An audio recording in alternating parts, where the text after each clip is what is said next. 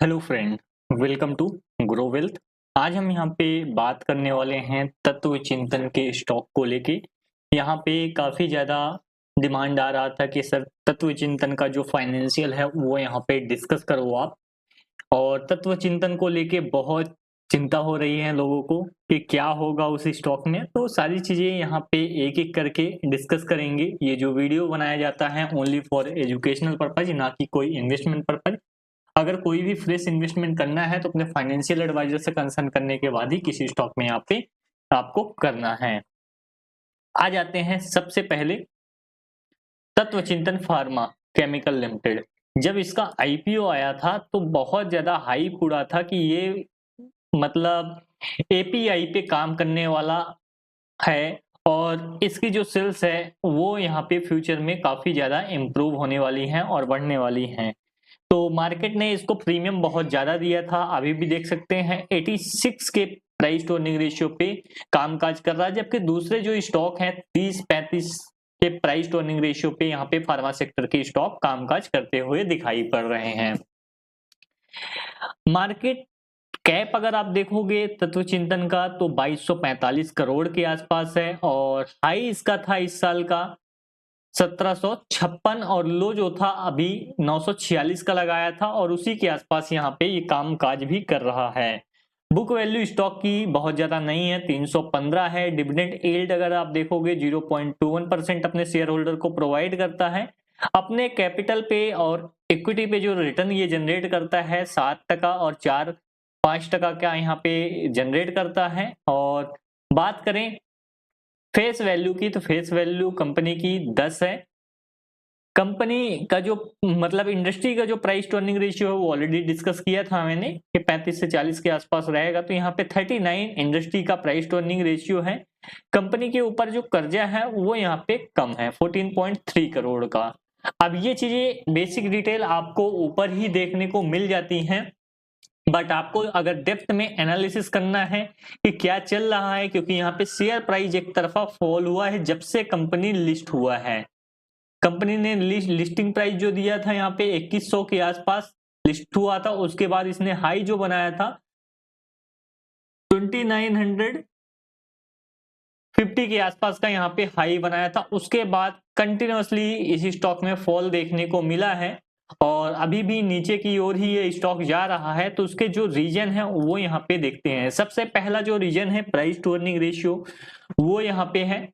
और अभी भी अगर हम 5 साल का चार्ट लगा के प्राइस टू अर्निंग रेशियो देखें तो अभी भी उसी लेवल के आसपास कामकाज कर रहा है जिस लेवल के आसपास लिस्ट हुआ था। लिस्टिंग के दौरान शायद प्रॉफिटेबिलिटी ज्यादा थी, इस कारण से वहां पे जो प्राइस टू अर्निंग रेशियो था 70-80 का था और अभी सिर्फ प्राइस में डाउन देखने को मिल रहा है। उसके बाद भी प्राइस टू अर्निंग रेशियो 86 के ऊपर 85 के ऊपर पहुंच गया है, यानी प्रॉफिटेबिलिटी इनकी डिक्लाइन हुई है।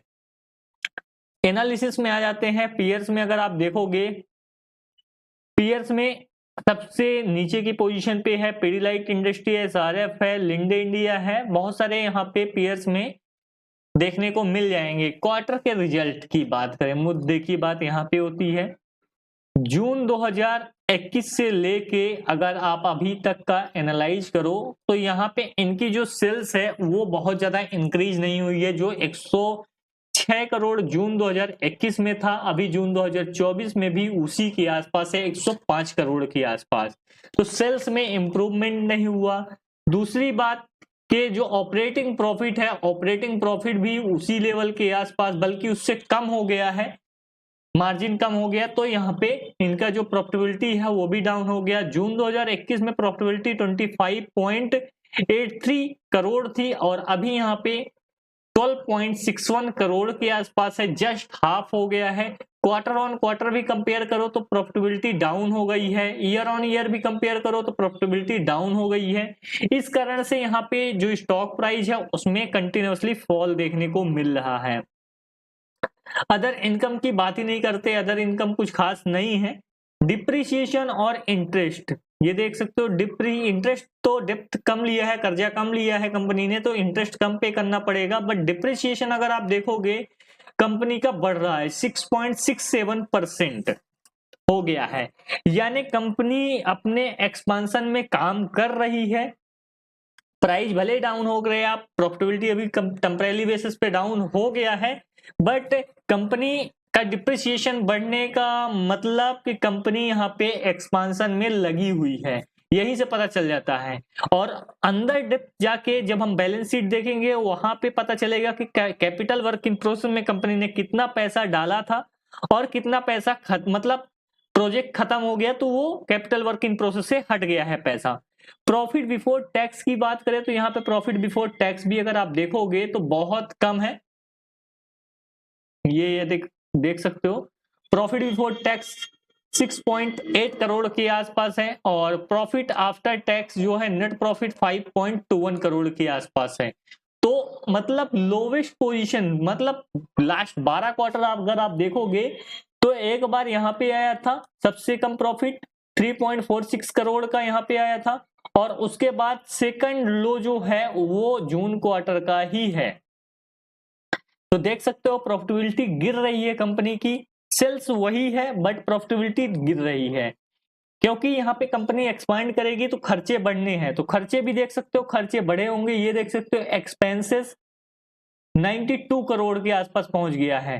ठीक है, प्रॉफिट लॉस की बात करें, यहाँ पे सेल्स ट्रेलिंग 12 मंथ में कांस्टेंट ही मेंटेन है, जो यहाँ पे 394 करोड़ लास्ट फाइनेंशियल ईयर था, अभी भी यहाँ पे 385 करोड़ के आसपास ही है।